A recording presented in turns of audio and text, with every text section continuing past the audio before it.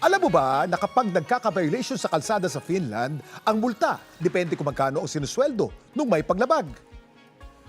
Break muna guys at baka mamultahan kayo. Ang pinakamababang multang naipataw sa lumabag sa batas trapiko sa Finland ay 20% ng kanilang sahod. Kaya kung mas malaki ang kita, mas malaki rin ang multa. Ang formula ng multa i-multiply ang daily disposable income at kung gaano kalala ang violation. Makukuha ang disposable income kapag hinati ang buwan ng sahod sa 40 parte. Mas mataas sa speed limit, mas tumataas din ang multa. Noong nakaraang taon lang, isang multimillionaire na negosyante ang napatawa ng isa sa pinakamataas na multa sa buong mundo pagdating sa pagsuway sa batas trapiko. Umabot ng katumbas sa mahigit 7 milyong piso ang kabuuan ng kanyang binayarang multa.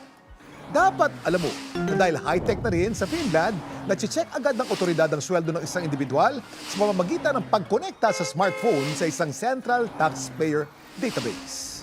Yan ang dapat alam mo.